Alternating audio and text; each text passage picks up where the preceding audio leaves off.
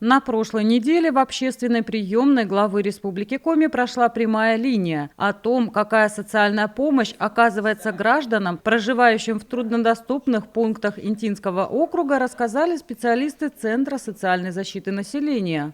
С 2008 года на базе нашего учреждения социальной защиты существует такой сервис, как мобильная бригада.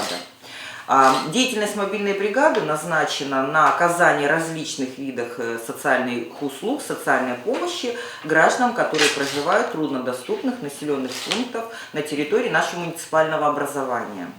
Практически в каждом таком населенном пункте у нас на местах работают сотрудники нашего учреждения, это и специалисты по социальной работе, это и социальные работники, которые оказывают социальное обслуживание на дому гражданам пожилого возраста и инвалидам.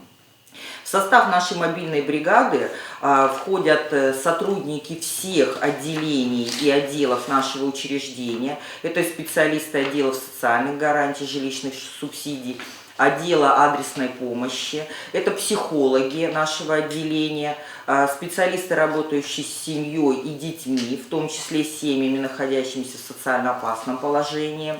Также это специалисты, которые оказывают социальные услуги гражданам, имеющим инвалидность, в том числе и детям-инвалидам. Задача специалистов мобильных бригад – предоставить полный перечень социальных услуг жителям отдаленных сел, помочь пожилым людям, инвалидам, семьям с несовершеннолетними детьми в решении различных бытовых и житейских трудностей. Выезды у нас запланированы на год. Но опять же, все зависит от погодных условий, потому что возможность выезда по железнодорожным путям у нас имеется только в Абись, поселок Абись и деревня в Абись. В остальные населенные пункты мы добираемся, когда уже у нас установлен зимник. Иногда это какая-то техника, снегоходы, бураны, то есть по мере возможности мы добираемся в эти населенные пункты.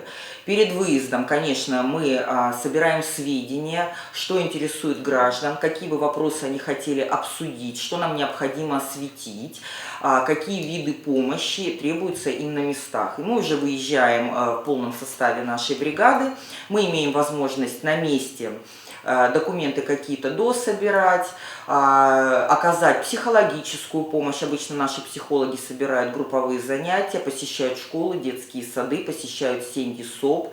Специалисты также выходят к гражданам пожилого возраста, выявляют нуждаемость в социальном обслуживании, в оформлении в дома-интернаты, собирают недостающие документы или заново формируют документы для оформления каких-либо льгот, которые им положены. То есть вот это основная задача нашей мобильной бригады. Помимо стандартной мобильной бригады существует еще и мультидисциплинарная. В ее состав входят помимо работников Центра социальной защиты еще и специалисты здравоохранения, пенсионного фонда, администрации, отделов культуры, спорта, образования и прочие. Мы реагируем на все звонки, у нас связь со всеми населенными пунктами, с главами постсоветов также мы работаем в тесном взаимодействии. Ну, естественно, наше большое подспорье – это те сотрудники, которые у нас работают на местах. То есть мы владеем полностью всей информацией, на что нужно обратить внимание, какую помощь оказать. Когда мы выезжаем, мы, конечно, привозим очень много раздаточного материала. Это и памятки, и буклеты. Это какие-то наглядные пособия. Мы всегда перед выездами в сельские населенные пункты организовываем благотворительные акции. Мы собираем детские игры, книжки, игрушки, которые мы передаем также в сады, в школы, в семьи. Сложностей с оформлением тех или иных льгот, пособий или услуг у жителей сел и деревень округа не существует. Специалисты и соцработники на местах вовремя подсказывают гражданам все тонкости этих вопросов и помогают собрать все документы. Все так и осталось в плане предоставления мер соцподдержки. Также специалисты на селе получают у нас меры соцподдержки через свои организации, то есть педагоги и медики, которые проживают на селе при определенных условиях. Им идет к заработной плате доплата на возмещение затрат на жилищно-коммунальные услуги. На данный момент сумма, вот у нас идет индексация ежегодно. Педагоги у нас получают на селе 3254 рубля в месяц, это фиксированная сумма. И медицинские работники 1840 рублей в месяц, это им доплачивается вместе с заработной платой через их учреждение. Значит, и по поводу топлива с 1 июля, вот что новое, да, у нас произошла индексация выплаты на твердое топливо, и теперь она составляет 4332 рубля в год. То есть граждане при предоставлении необходимых документов в год получают такую сумму на приобретение твердого топлива. Важные изменения текущего года для граждан, проживающих в труднодоступных районах Инты. Буквально неделю назад было принято постановление правительства региона, согласно которому у лиц, находящихся под диспансерным наблюдением, появилась возможность возмещения расходов на проезд в медицинские организации Республики Коми. 2 поездки в год за пределы муниципалитета по направлению ЦГБ.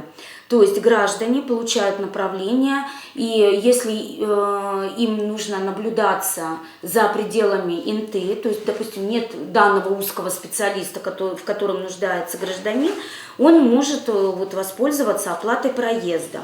К труднодоступным местностям именно нашего муниципалитета определили деревню Абись, деревню Адзева, село Адзевовом, поселок Костюк, село Косьювом, Кочмес, Петрунь, деревня Роговая, Ягьёль, Ярпияк.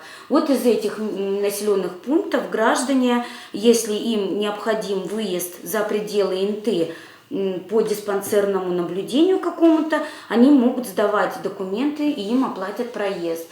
Уже этой осенью в Инте должна заработать система долговременного ухода. На базе Центра социальной защиты города планируется открыть школу ухода. Сейчас для этого производится закупка специализированного оборудования, тренажеры, манекены, многофункциональные кровати и многое другое. В школе ухода будет проводиться консультирование, обучение и психологическая поддержка родственников, осуществляющих уход за тяжелобольными и маломобильными людьми, а также социальных работников.